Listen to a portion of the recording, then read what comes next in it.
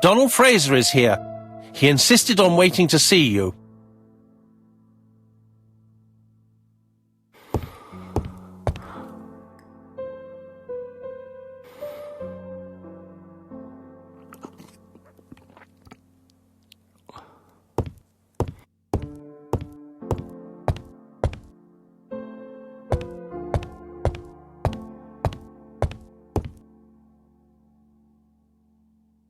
This man is tired.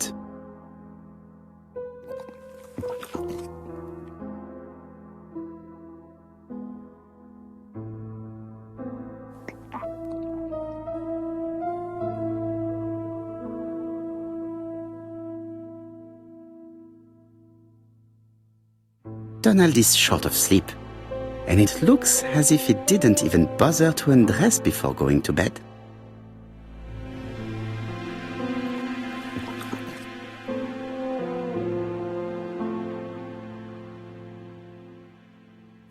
Mr. Poirot, I don't know why I'm here.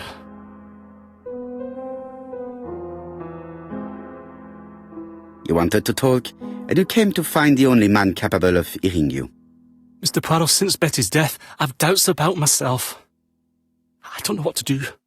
And I keep having a horrible dream 3 nights in a row. Have a drink, and tell me about this dream.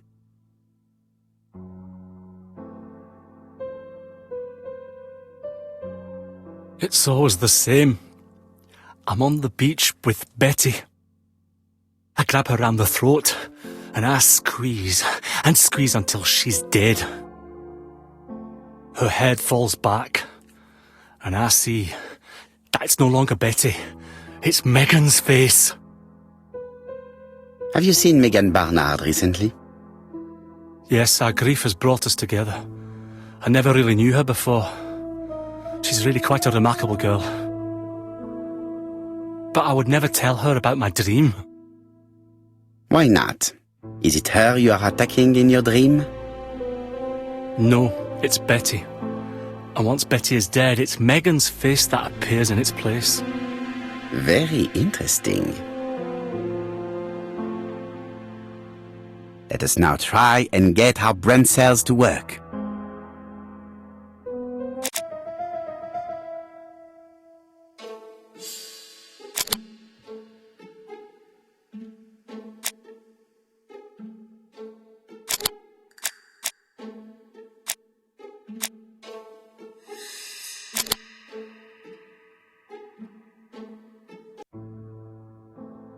Mr. Fraser, I think that the real meaning of this dream is that you are in love with Megan Barnard. Please go on. Do. This dream certainly betrays your guilt. Oh. But what do you feel guilty about? Having killed your fiancé? Possible. Or forgetting her very quickly for her sister? Certainly. And this forgetting is perceived as a second death. So you don't really think I was the one who killed Betty? I do not exclude this theory. I am simply saying that I do not need to know that fact to explain your dream and your guilt. Thank you for being frank, Mr. Poirot. You've helped me a great deal. I'm going back to Bexhill. I'll not take any more of your time up. It is late, Mr. Fraser, and you are tired. I'll sleep on the train. I like trains. It's easy to sleep rocked by the sound of the wheels.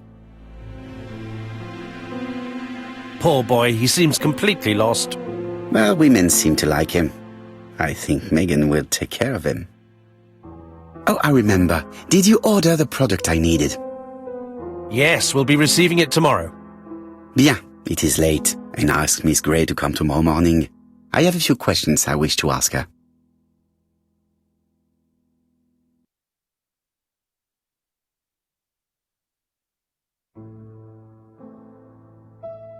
Mademoiselle, I asked you here in order to answer a very important question.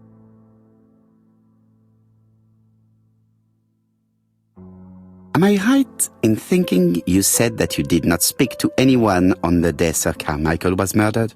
It's the absolute truth. Yet, Lady Clark maintained that she saw you talking to a stranger on the front doorstep. Really?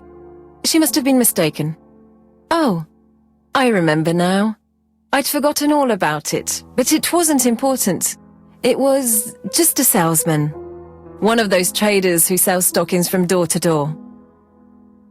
Can you describe him to me? Medium size, glasses, dark suit, and a felt hat. Not the sort of man you notice. Completely harmless. That's why I forgot all about him. Nothing else? He was very hesitant and shy. Usually door-to-door salesmen are very confident, but he wasn't.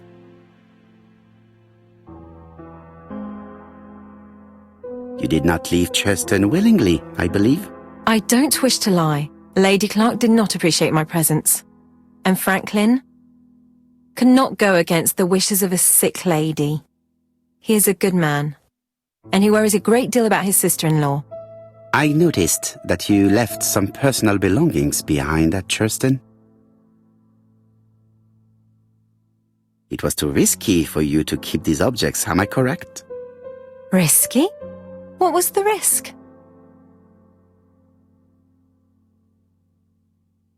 You know very well what Lady Clark might have said if you had kept these objects. Indeed. These objects were gifts. But Lady Clark would have been convinced that I'd stolen them. By returning them, I put an end to such evil gossip. Bien. I must ask you one last question. Please reply frankly with either yes or no. If Lady Clark had died, would you have agreed to marry Sir Carmichael if he'd asked you? How dare you ask such a question? Sir Carmichael treated me just like his daughter. And all that I ever felt him was affection and gratitude, nothing else. Thank you, mademoiselle. I will not keep you any longer.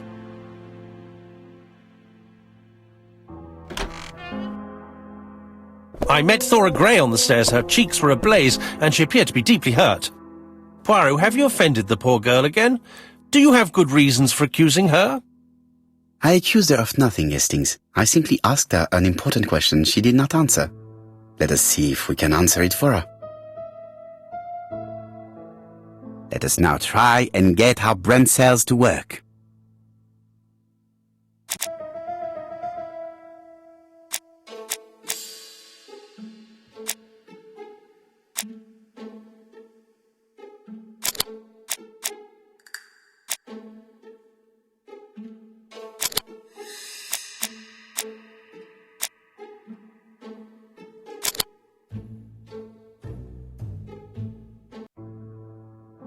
You must know how to read between the lines, Hastings.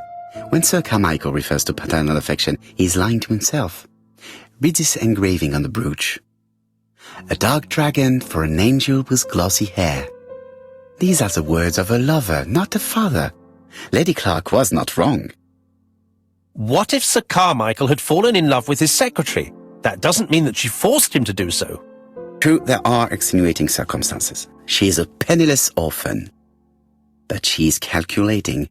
Just look how she avoided it when asked if she would have married Clark. I see. You think she seduced Sir Carmichael for her own gain, and that now she is doing the same with his brother. Poirot, your world is a very dark place. Do not get carried away, mon ami. We have another more important matter to settle. Really? Yes, would you believe that Miss Grey taught me something new? Let us now try and get our brain cells to work.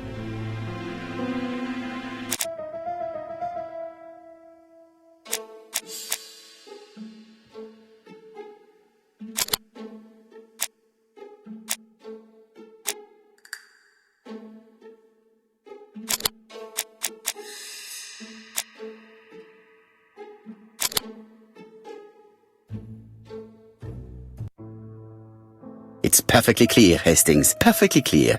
Indeed, a stocking seller visited Andover, Bexhill and Churston on the day of each murder. We have our suspect. This should be of interest, Job.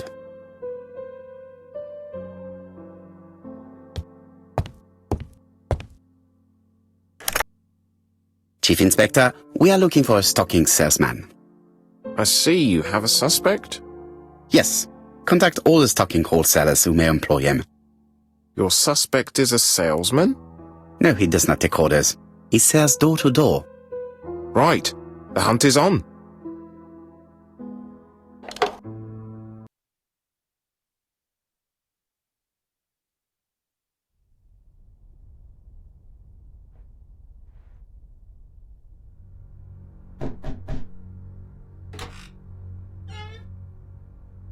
Are you leaving, Mr. Cust?